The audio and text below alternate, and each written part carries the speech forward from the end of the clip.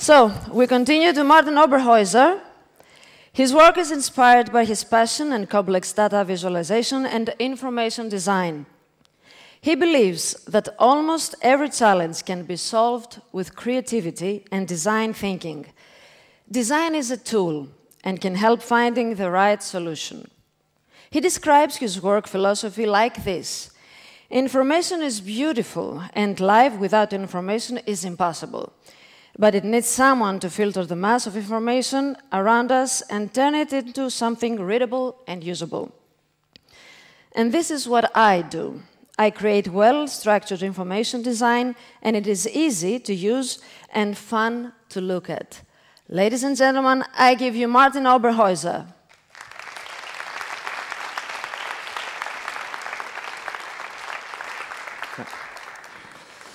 Hello. So, first of all, thanks so much for having me. It's a pleasure to be here, and thanks so much to Efthymios and his whole team. It's so great what they put together, and it's really great to be here. I even learned some Greek last night, and I was forced to say it, so it's sarapo. It might be wrong, but I'm trying. Okay, so let's just dive straight in. I'd like to start with a brief introduction of myself and my studio. I started studying design back in 2004 in Germany, in Würzburg, which is a small but interesting city.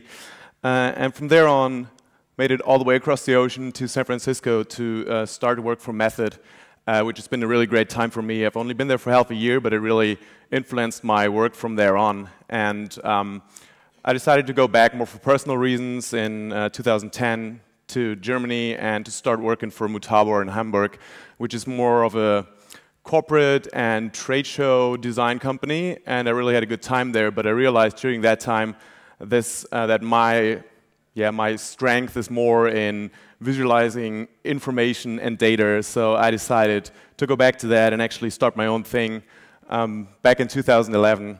And moved into a small office with a few friends and started my own studio called Büro Oberhäuser. And we're growing slowly but steady. By now, we're only 2 full-time employees, which is me and my junior designer, Ole. But we do have 3 other freelancers sitting with us in the office in Hamburg, and another one sitting in Munich helping us. And we do have 2 developers working remotely as well.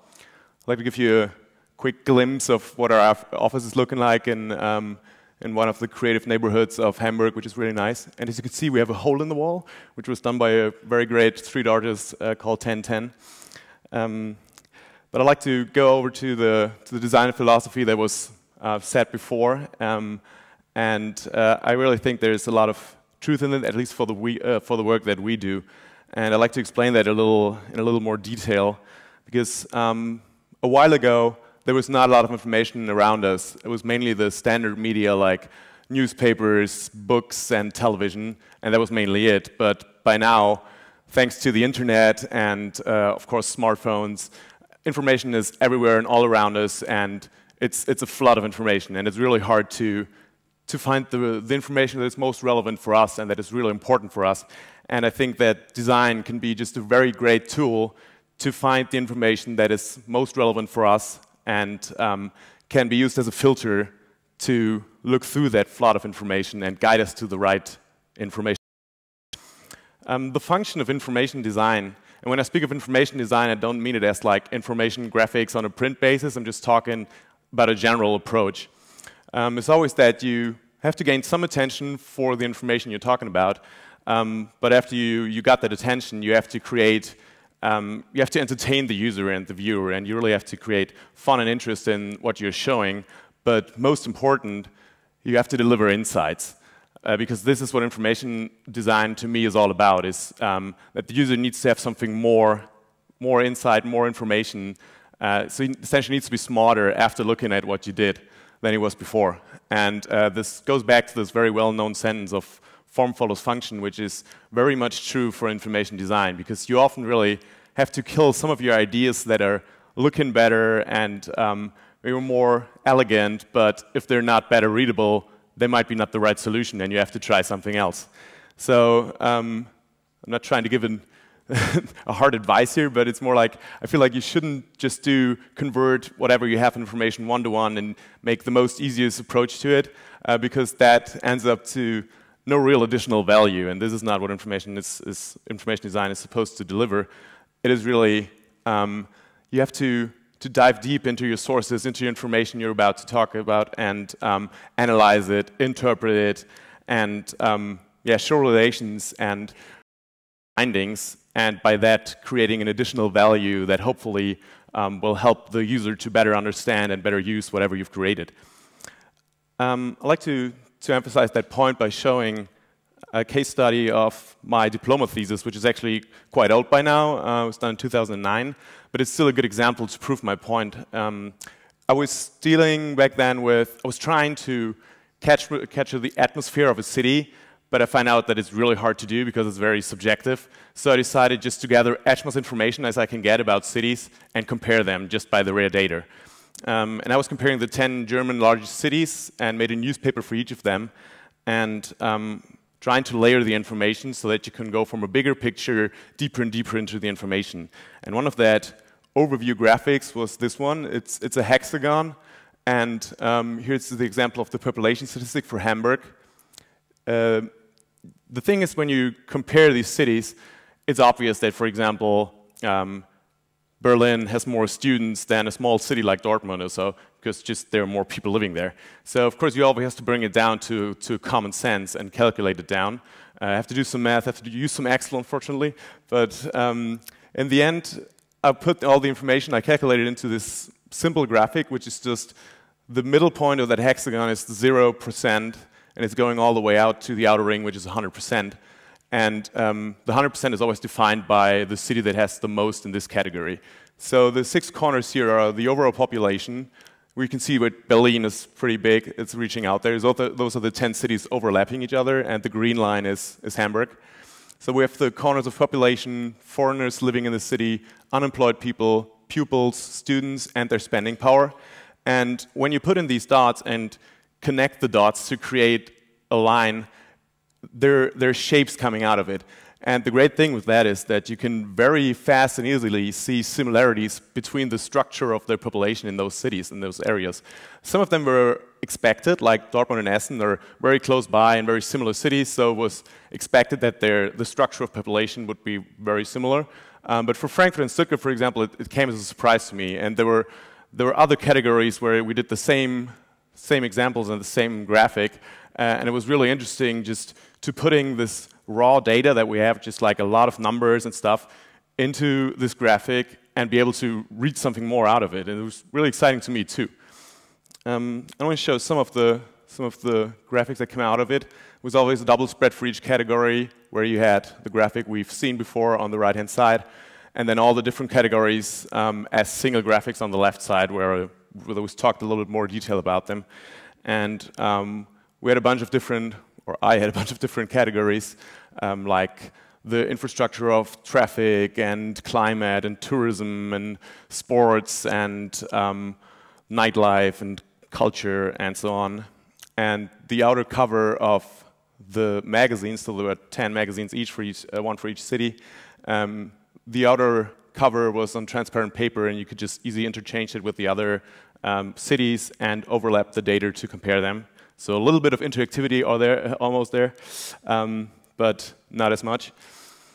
So, and this is the work I was mainly doing in the beginning. It was a lot of information design, print of information design. This is for an encyclopedia, some graphics I did there, and I'm just jumping through those quickly so you can get an idea of where I was originally coming from as a designer and what we still do to some degree, but it's not taken up the main amount of the work we do. And when I, back then, went over to Method to work for them in San Francisco, I found out that it's just the next logical step for me as an information designer and someone who's visualizing data is to add that extra layer of interactivity to that data information. And you can name it what you want: user interface design, user experience design. All those different layers are very, very much related, and you still have the same approach. You still want to handle data and information and transform it into something visually appealing, but most important, something that is better to read and better to look at. And in interface design, of course, also to use. So it's actually more comprehensive than print design, because you have to deal with user-generated content, with different screen sizes. And so going back to print design every now and then almost feels like a vacation sometimes. But I still enjoy interface design by now much more, because it is more challenging.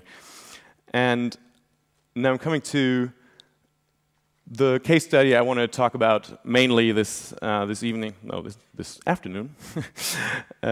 It's called Nextr. It's an iPhone app that we developed, and by the time we wanted to come to the market with it, there were not a lot of competitors out there. So we were looking for a public transportation app. It was actually a very self-driven project. It was more like I was running around in the city in Hamburg looking for good connections to get to the office and back and so on. And I was just not satisfied with the solutions that were out there. You can see here that they were very list-driven and not very appealing and also confusing. And it just took way too many steps to get to the information that I was looking for. So I felt like, OK, I can do that better. So I just give it a try and come up with an app on my own. Of course, I had to find a developer for that. So I reached out to Marcus Vermuth, who helped me on a project before for a client. This is an iPad app that we did for Kid Digital, and he did the coding there, and we had a very good relationship. So I just thought I'd ask him if he's up to do something like that just on our own and share whatever is coming out of it. So he said, yeah, sure, let's do that. And so we dove right in. And we started by creating the different users and different use cases that we have. The first one is actually, in this scenario, was kind of me, because I was a local user and I was very familiar with the city and also familiar with the public transportation system in the city, and mainly looking for quick information, and I was traveling similar routes daily almost. And it was more like getting out of the office in the night or in the evening and just want to know, do I make it to the stop now to catch my train, or can I take it easy? And to get this information with the other apps out there, it took way too long. But of course, I knew that it cannot be as simple as that. There needs to be more layers. So this is kind of like the overall layer. And it goes deeper, which is the second layer, which I call the business user for now, is someone who's somewhat familiar with the city and with public transportation systems in general, and looking for more detailed information and traveling similar routes frequently. But he needs to have some more information, and it's even going deeper to the rookie user is like very unfamiliar with both city and public transportation and looking for very detailed information. And with this in the back of our heads, we started testing and doing a lot of wireframing and went through all the prototyping and all those things, and felt that we had a very good product at that point when we thought we were ready to launch. And I just wanted to show you how the product looked when we launched. And we again have those three layers, which is starting with the first one that is very very open and to that local user. It's always starting with your map and your current location on the map, and it's showing you all the stops surrounding you. And they were color-coded by the type of public transportation you could use, like trains and buses and subways. And you could just easily tap any of those, and it shows you the next train or bus that was departing and how much time it took. And from there, you could go one layer deeper and see what other trains and buses are departing. And of course, you could almost dive deeper, or every time dive deeper into the information and do a quick search for stops, or look at the different stops that a train or a bus is taking, and then go even one layer deeper to search for a specific connection. And it was, again, visualized on a map then, and you could see where you should change trains, where you should walk, and where you have to walk, and all those things. And this was kind of like the deepest layer. And it was working throughout Germany, which was also quite unique at that point. There were some more screens, of course, that had to be designed, like all the different scenarios, what happens if no connection is there or another error is coming up. And we redesigned the date picker, which was pretty unique at that point. And, of course, menu and other screens. But we had one killer feature, which is, by now it's pretty common, but back then it's not really on the market. It's just like the Bring Me Home button that was available all the time on the home screen. And you just have to enter your home address once, and from then on, whenever you hit it, it's just taking your current location and shows you the fastest way back home. It's also called the drunk mode, when you get out of the bar at night and you just want to go home, you just hit it and the app tells you where to go. So yeah, at that point we felt, okay, we're ready to launch with that, and we did. And this was a very interesting example, or it was like launching your own product is almost like having your own baby. I guess having a baby is a little more complicated, but to some degree it's true, because you put it out on the market and then it's there, and you can't just leave it alone. You have to worry about it, you have to support it, and have to stick with it. And the difference to the project that we or most designers usually do is you have a client that is reaching out to you and is going back and forth, and then he's launching the product and going over to the consumer or the customer and is getting feedback from them. But there's almost like a filter in between the designer and the consumer, which is the client. But with launching your own product, there's no filter any longer. You're in direct contact to the consumer, and you get all the feedback right from him. And this was in the beginning to us very overwhelming. We didn't really expect so much feedback, and we weren't really prepared for that. You almost need to have a support team, which we didn't, because we were just two people. It was just me and the developer. And so yeah, we were really overwhelmed by that. And a reason why that happened is that we put a big feedback button in the main menu, which you could just hit and it would open up the mail app and you could send out a mail to us. And there are ups and downsides to that, but I would probably never do that again because it was just too much for us. You could do that if you have a really big support team, and but yeah, this is definitely one finding that we learned from that. But the good thing is there were also a lot of constructive feedback that helped us to bring the app to a new level and to bring in more features that we weren't thinking of originally, like making favorites for different connections and being able to share your connections through mail or save it in your calendar and filter your stops by different systems. And all those things went to the app over time, because we got a lot of feedback to that, and we felt, okay, people are really needing that or looking for that, so yeah, we integrated it. We launched in late April, and we actually had a pretty great start. So we sold the app for 99 cents for a fixed price, and we had over 10,000 downloads after a week, and we're even on second place for best-selling apps in the German App Store, which was really overwhelming. We weren't expecting that at all, and it was great. But what happened then was that you could see that it very slowly was going down. So it took us 3 more months to get to another 20,000, which was still pretty good, and we were very happy with that. But you can see that by now, where we are 1 year and 10 months in the market, we still haven't reached the third 10,000. So we didn't make it to 30,000 yet. And this is probably for a good reason. The thing is, when we started and it started to be successful, we kind of had to make a decision. Do we do it for the money or do we do it for the fun? Although only money is not true, of course you can always, you should always have fun while doing it. But it was more to really make it successful, we had to invest in it, and but more importantly invest time, and that almost means you have to do it as your full-time job and create a startup, go out, look for investor money and things like that. And at that point I definitely wasn't ready to do that, and the main reason is because I wanted to stay a designer and come up with my own design studio and don't only work for one company as a businessman. So I said, okay, let's stay with the fun, do it just for fun. The downside is really slowing you down, because you don't hurry, there's no real pressure other than the consumers out there. And there are always clients who are more important, and you have to worry about the clients first, and so it's always at the end of the line to worry about your own project. Nevertheless, we worried about Nextr 2.0, and because we learned a lot from the beginning, and we wanted to bring that to a new version. The problem is that in this case, mainly my developer doesn't have a lot of time either, and we're not really moving as quickly as I was hoping. But I want to show you some of the changes we're about to do, and we're still very positive that we'll launch within the next, let's say, 2 months. So our data structure for Nextr 1 was that we just getting the data right from the German train company, which is providing that data, but not in an API or anything. They were more like, not really supportive, but they weren't also stopping us. At least that's what they told us in the beginning. But as a surprise, it came to us that after a second day or so, where we had a good lot of traffic, they changed something on their servers, which means there was no data coming back to our app, and our app was essentially dead. So there was nothing going in or out.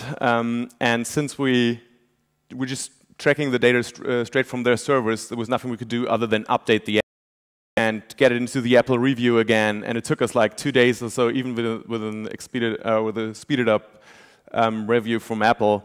We had like 2 days of no data and nothing, and it just got a lot of bad reviews. And so for Nextr 2.0, we now have a server sitting in between their data and our app. So whenever something bad is happening on their servers, we can just easily change something on our end in the servers, and we won't be down for a long time, and a lot of users won't even realize that something was wrong. We also worried about a new app icon, of course, but this is just a small detail. I want to go a little deeper into the kind of things we learned from the UI and the UX that we changed. For example, we always had that big date picker sitting at the bottom of the screen, but we found out that it's nothing that you really use that frequently, or it's not that important to see the time in that big, and we've just taken up way too much real estate. So we just moved it up there.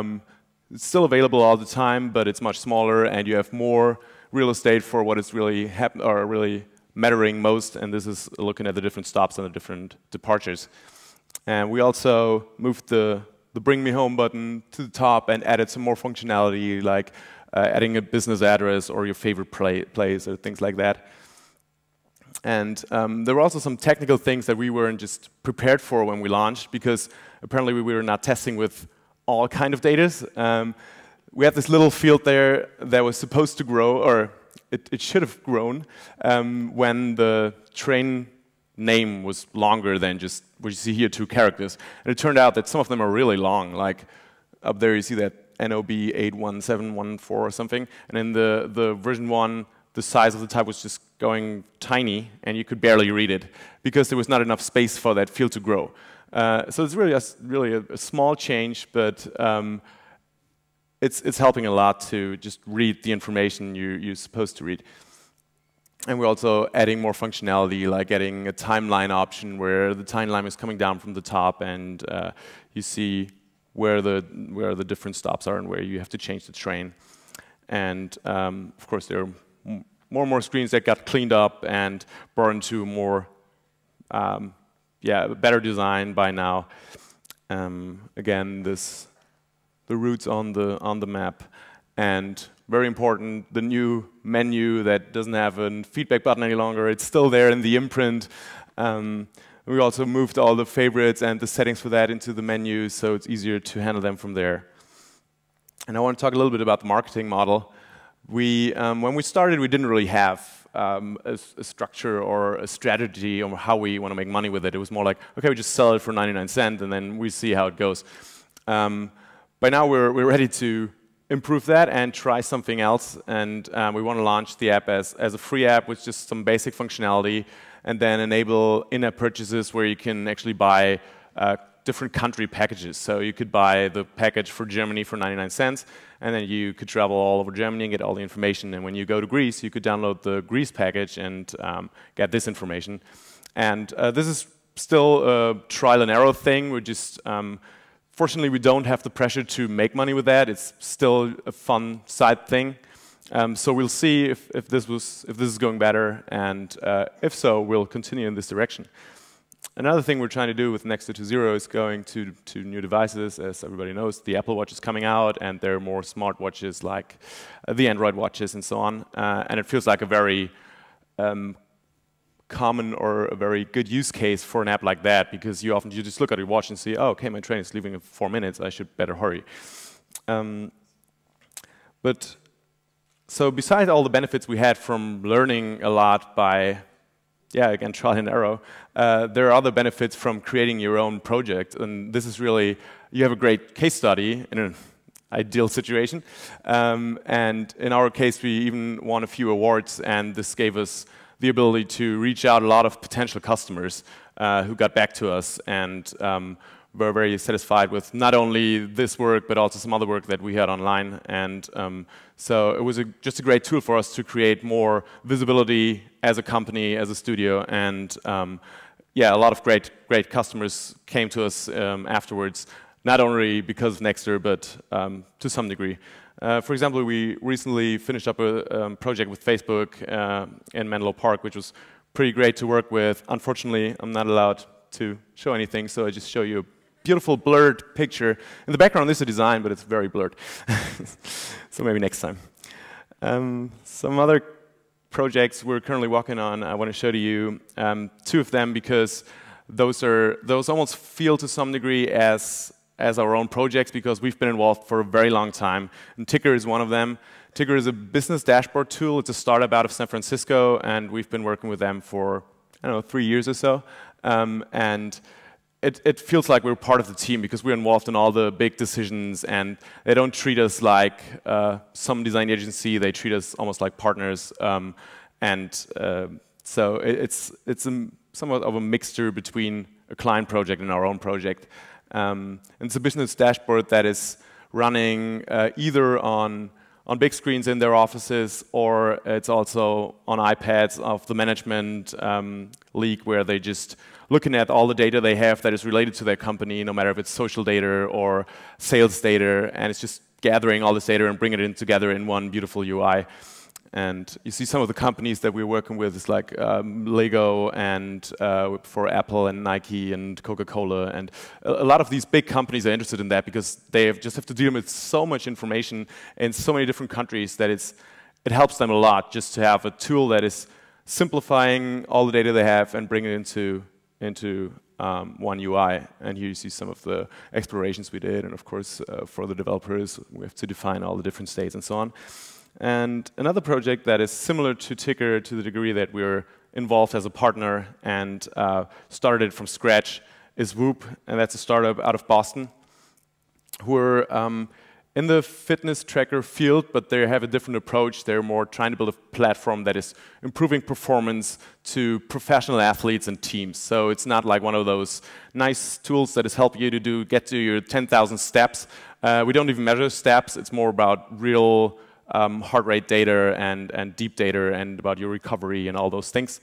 And again, there we had the opportunity to start from the early beginning with those guys, and a lot of wireframing, and got to a very comprehensive platform with a lot of screens. And the great thing is that we not only developed the website, we of course also developed the app, and it even got further to the device itself that I'm not allowed to show yet because it's not on the market yet. But so it was for a designer just a great opportunity to be able to create everything related to digital and to how this information that is gathered should be visualized. And I show you some of the more recent designs that are almost completed now, and the developers are making good progress. They have a big development team on their end, and I visit frequently in Boston to see the process, and it's been just a fun project, and can't wait to finally launch it and show you the device itself, and yeah, show that we hopefully did good work. So I'm slowly coming to the end now, and I just want to ask what is next. And I think that there are endless possibilities for designers in this field, like in UX and UI design, because there are so many areas where we're just scratching the surface, and where there's so much more that design can do. It's of course the economy, but there's also like science and research and medicine and sports, and a lot of areas where I think that the decision makers in these areas are not even aware of the fact that design could make a huge difference for their companies. And I'm very positive that this sooner or later will happen, and you already can see that this is going on and that this will happen. And with this very bright look into the future, I'd like to come to an end and say thanks a lot for your attention.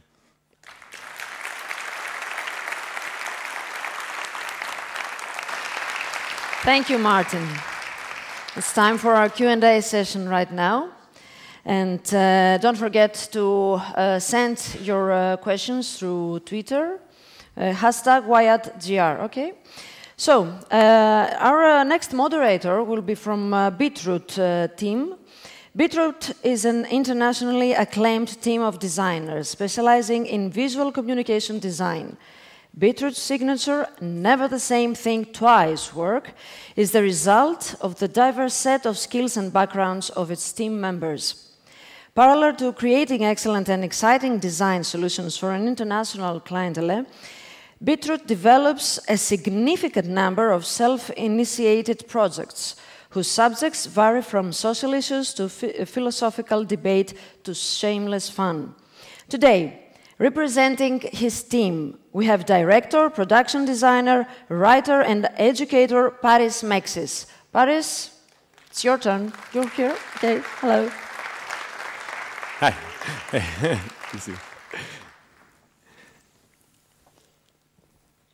I think that was a great presentation.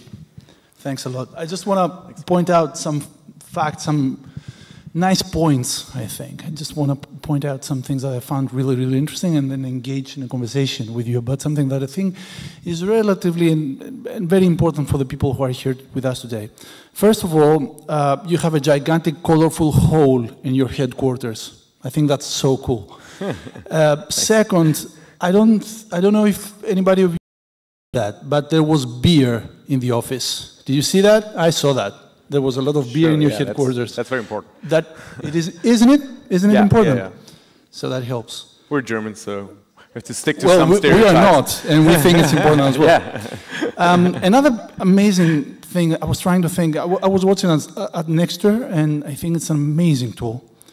It's clever, it's useful, it's intuitive, it works, it looks good.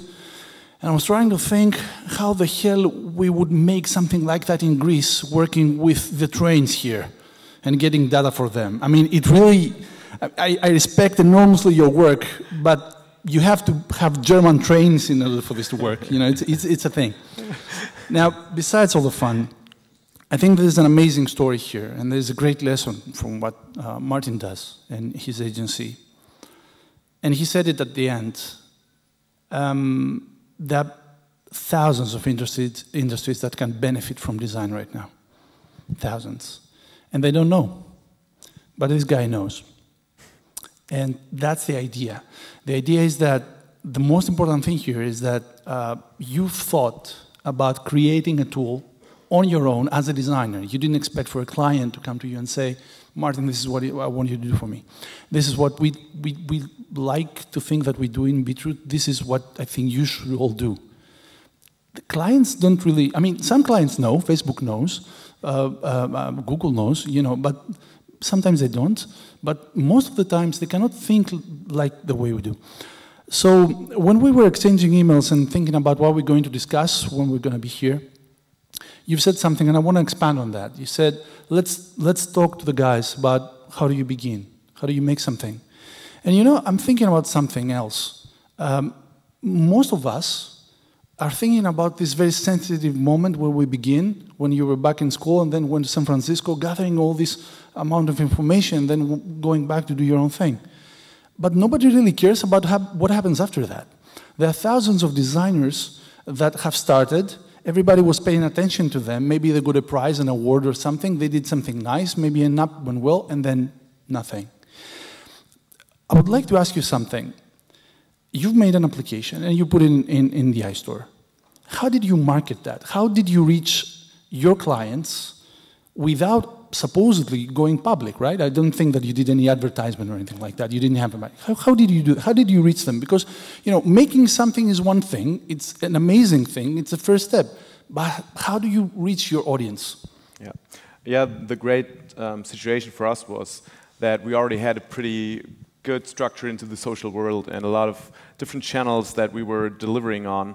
And this is probably something that has to come first, that you really spread your work, talk about it, and hopefully get attention and get followers. And there are just so many great tools out there. And name 5, 10. No, I was about to name one thing that's definitely for us the biggest. It's Behance. It's just that creative platform where you can just upload your work. And we already had a lot of followers back then on Behance. And just by putting it there, a lot of people saw it, and from there it emerged onto other pages, onto blogs, and there were some iPhone app blogs posting. So it's social networking, right? I mean, you were using social networking tools. Exactly. Yeah. Of course, we're also using Facebook and Dribbble and Twitter and just that to bring out the word. And it essentially just needs 1 or 2 influential people to find it interesting and to spread the word. And once that happens, it's almost like a snowball system. Then other people start to realize that there's something new out there and talk about it. But you see, I'm staying there because the snowball effect doesn't work for everybody. That's the thing.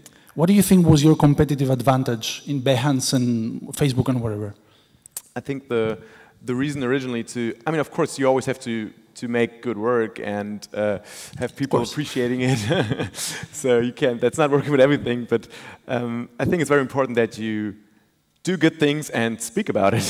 So you have to show your work to the world, and don't be afraid of that. Some people might think it's not the right thing to do, and the worst thing that can happen is that you get some feedback, and that'll help you to improve and to get better. But I can always just encourage people to speak about the work and show their work and reach out to the world. And once you do that, and of course also put a lot of effort into how to present that. It's just not like throwing the first thing out there. Also worrying about how should I present it ideally, that it looks good and reaches out to a lot of people, and put effort into that. Not only the project itself, but also in presenting it.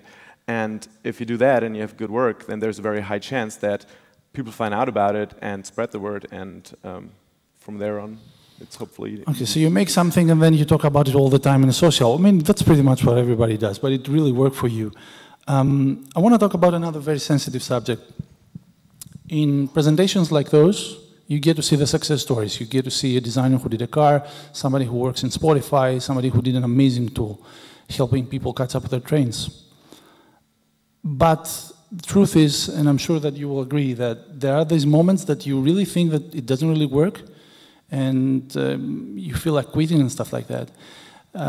My team really believes in speaking about those moments as well, you know, because everything looks only too perfect. And I think it's a bit unfair, because we've been through a lot in order to make what we did, and I'm sure you did too. I would like you to share with us, in the Nextr story, this moment where you thought that this wasn't working, but then you pushed forward, and how did you do it? How was the psychology, and what did you do in order to pass this step? Yeah, it's true. It's definitely a very important thing to be able to, it's like, push yourself forward and maybe not be satisfied with what you've reached so far, but think twice and get yourself to the next level. And this is something that is very hard to do if there's no one, especially if there's no client telling you, like, go this direction, or we don't like that and we need that. When there's no one out there asking you those questions or pushing you, you have to do it yourself. And it's hard to describe, and I'm not saying there's like the perfect way to do it. I'm sure there are a million ways to get there.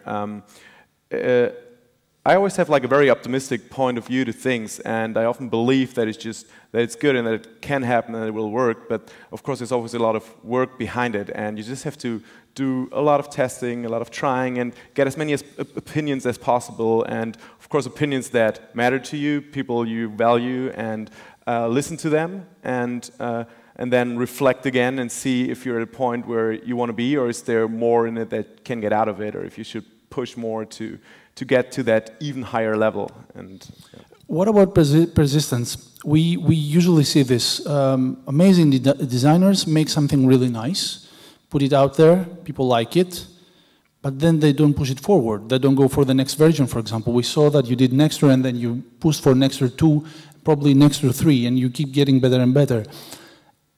Do you think you will ever get bored of improving Nextr? Maybe, yeah. There is a chance that might happen.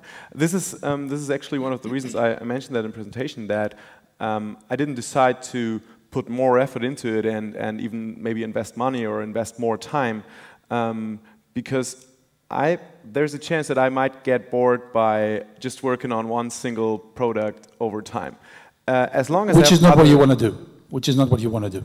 This is not what I want to do, because I love being a designer, and I love that new challenges are coming up and that I can worry about different type of projects. And it's true, I mean, also with your own product, there are a lot of scenarios where you can dive into different kind of work in different directions, but it's still, I have the feeling that this wouldn't be as satisfying to me as creating a design studio and working with clients. I enjoy working with clients. Of course, that I have a great opportunity to work with a lot of great clients, and this is something that is not normal, I guess. But since I have those great clients, or we have those great clients, it's a lot of fun for us to work with them, and I want to stay in this direction, but this doesn't mean that I'm not looking for new products that could be developed and could be designed, because as a designer and a creative mind, you always stumble across good ideas, and if you find the right one, I would go for it. I would again launch a new product. Why not?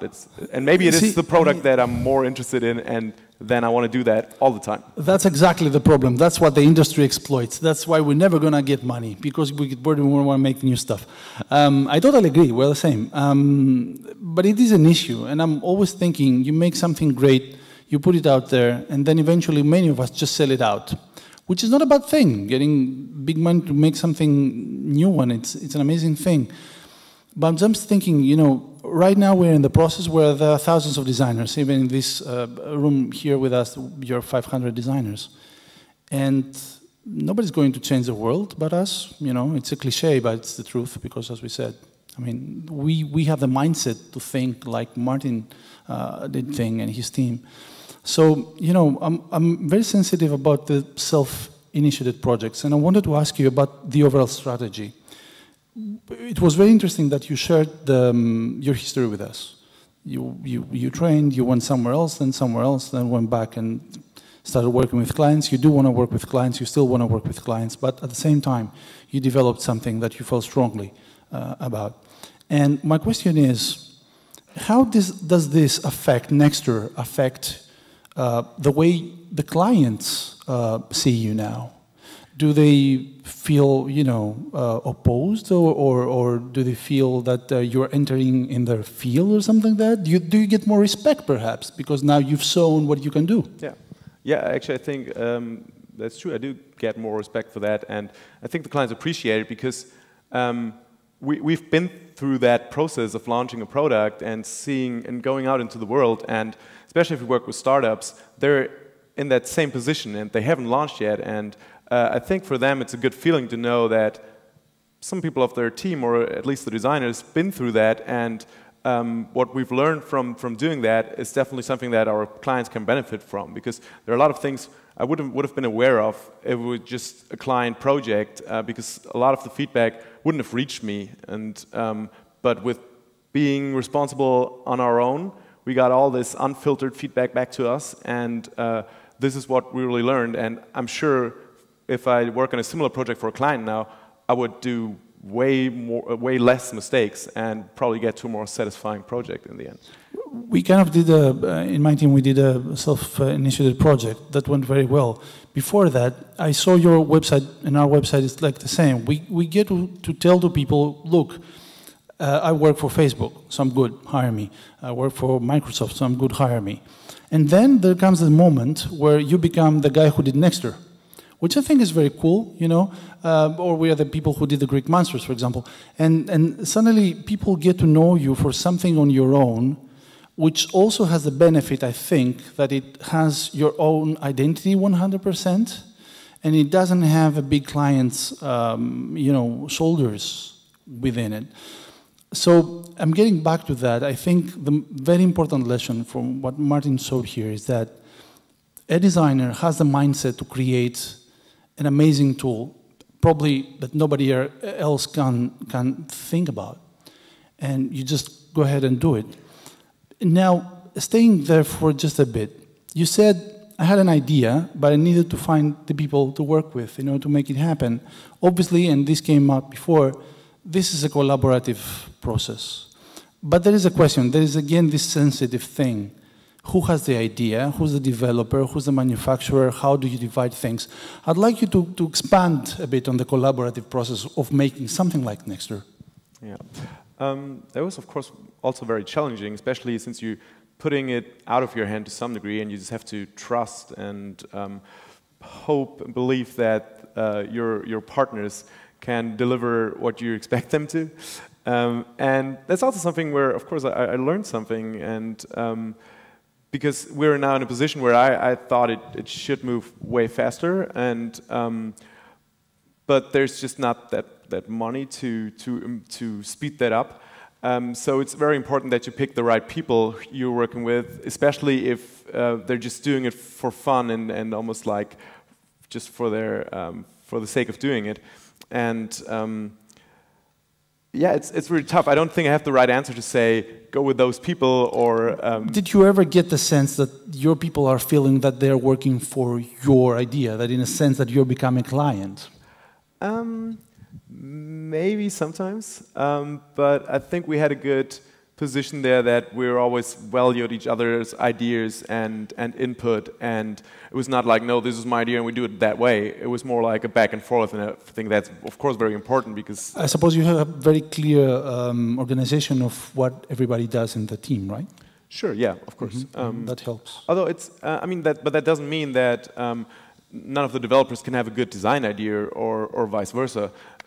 So how do you do it? Do you like meet up on Mondays and say, okay, who has ideas? Let's see how we're going to progress or something like that? It's not that we have a perfect structure on how we do it, like we meet every Monday or Tuesday to do that. It's more like going back and forth, and whenever we talk, there's something coming up. And I mean, the thing is right now with Nextr is that it's really a side project, and we unfortunately not spend that much time currently developing it. But whenever we talk about... Tobias is going to tell us that the side project is stupid in just a couple of hours. Yeah.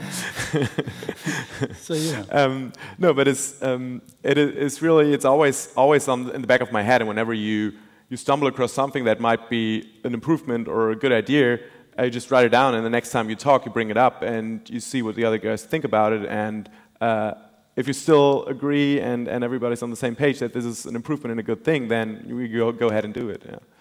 Cool. Just want to finish up with me and the things that I had in mind. I would like you to give us your insights and thoughts about anything, basically say anything that would benefit designers in terms of thinking about how to expand, how to create, how to begin probably, but also how to continue. You know, what would you say? Just give us some advices. You're in this position. You made Nextr, so now you can tell us how to do it. Yeah, it goes back to a little bit what I said before. It's really I can only encourage people to reach out to the world and to talk about their designs, because I met so many young designers who are scared of showing some of their work, and then I looked at it and was like, that's great, you should show that and be proud of it, instead of just hiding it and being like, maybe I'm not good enough. But always, of course, stay positive and have an optimistic view on the world, because there might always be a little bit of your design that is just a great thing, and you maybe haven't looked at it from the right perspective, but maybe someone else does and gives you an advice or the idea to say, hey, maybe 50% of what you're doing is not the right direction, but the other 50% are great, and if you continue on that, that'll be an awesome idea, design, tool, whatever. And this only comes through collaboration and to reaching out to other people and having this back and forth between thinkers. So get it out and get feedback. Questions? Who would like to ask something? Twitter. Twitter από την Μπέτη Χατζησαβίδου, αν υπάρχουν βλέψεις για το σχεδιασμό της εφαρμογής του σε άλλες πόλεις. Martin, are there any plans for your designing the application in other cities? You mean any plan to... Thessaloniki, to design, yes, to design any other plans to design your application to other cities. To other, yeah, it's actually countries, not cities.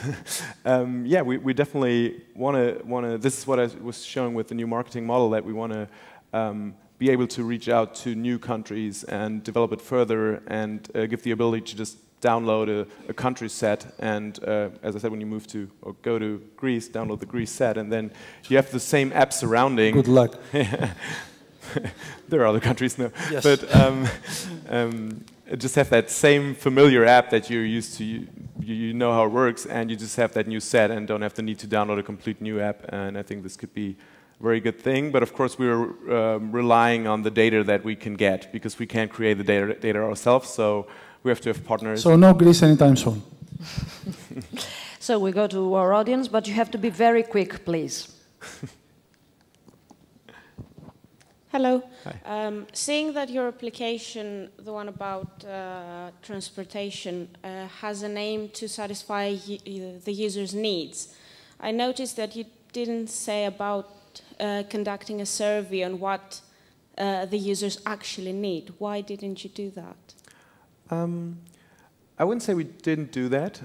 We kind of did by getting all those feedback and, of course, responding to feedback. And we've been in direct touch with a lot of customers. And as I was shown before, we had a lot of constructive feedback that actually made its way into the app. But we didn't do it before launching, that's true. And that was mainly because of was neither the money or the time to do it. It's true, it may have been a good thing, but I wouldn't have even know how to approach it at that point, how to do that survey. And when we launched, we weren't even expecting to have success at all. It was more like, we see how it goes. If there's some people who like it, that's great. If not, that's fine too. It's still a good case study. But and then after seeing that it's working, we then got more into this rhythm of listening to the customers and trying to improve it. But this is nothing that we were prepared for. It's really something that we've learned, and we just weren't prepared for when we started. Yeah. I have the next question, and I would like to ask, the app was only released for the iOS, right? Yeah. Any plans for Android or Windows phones? Because by doing this, you're leaving a very big portion of the population that use other mobile operating systems. Yeah. Did you conduct any, in relation to the question she asked before, conduct any survey regarding what operation systems do they use, how often they use their phones, or stuff like that? Yeah, I'd love to bring it to Android and to Windows Phone, and we actually have a decent amount of requests for Android. But again, it's the time and the resources that are just not there to bring it to another operating system. And Apple, at that point, when we started, was the system of our choice that we were working with and that we like. And it also has the biggest share, of course. And the difference between Apple and Android is that actually people on the App Store are very more likely to actually spend money on an app than on Android.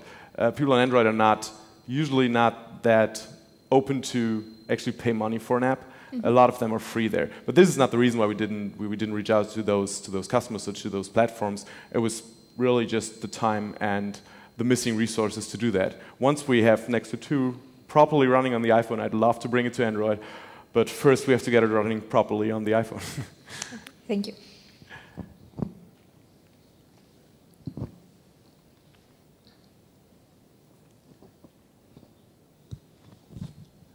I just want to comment just briefly on that, because both of you asked about something. And there was a point in Martin's presentation that actually answered that. The question basically was, did you do any proper research before just going ahead and putting things on the App Store? And the answer was yes, kind of. We did whatever we could. But he also said one thing. He said, I know the city. I take the train. I'm a commuter. I have personal experience. I totally understand your background, especially today, and of course Martin's background, but do not overlook your own sense of things. You know, a designer, as I said, can do that. And said, yeah, I think that should work because I would like it to be like that. You know, I would like to have it. And that's how great ideas begin, you know. You say, I would like to have this tool, and you just go ahead and make it. It's great to do research. It's amazing, it's a great tool. But it's not the end of the world. I mean, do not overlook your own, you know, intuition and insight. We ask this because we're both librarians, and we have a very close relationship with users, the user relationship, the user's needs, the user's relationship to us and the systems themselves, and we believe that research before releasing a product or a service is incredibly important, so we can improve our services, do something more, help the customers. It is. See, that's actually great. I didn't know any researchers, to be honest. So if there was someone, when we started, there was someone in my, let's say, within my friends or so, I would have reached out to him and say like, hey, can you help us a little bit and do some research or so? But unfortunately, I didn't really know where to start there. Now I know. I would use this as a job offer, you know, when we finish. Okay. Thank you. Anybody else? Yep, there's somebody up there.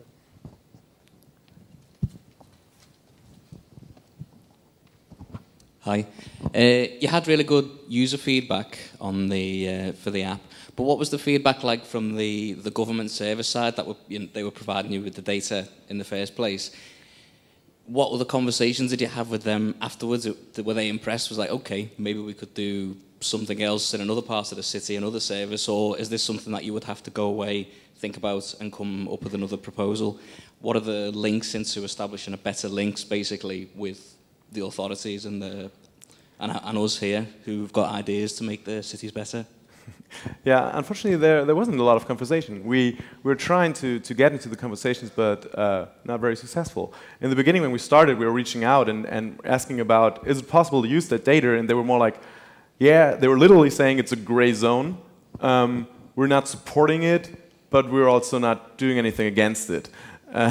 So we're like, okay, that's at least what we wanted to hear, so we can at least do it without getting into legal trouble there. But unfortunately, they're not very supportive, and it's of course taken, again, a lot of effort to get to the right people there who are open to these ideas and who are willing to speak with you. And to even get to more reliable data, you'd have to reach out to all the different transportation systems within Germany, because every single city has its own system, and they have the better data, actually. But it would be impossible to reach out to those people and to negotiate with all of them to get to a common sensor and to get to a working system. So we were relying on the German train services, who at least have all the data, but we're also relying on them how good and how bad this data is, and we can't really do anything to improve that without their goodwill.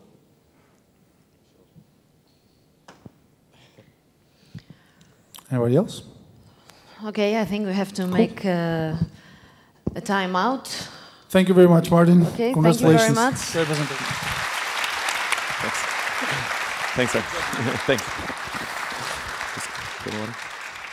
Thank you, Paris. Thank you, Martin. See you soon again.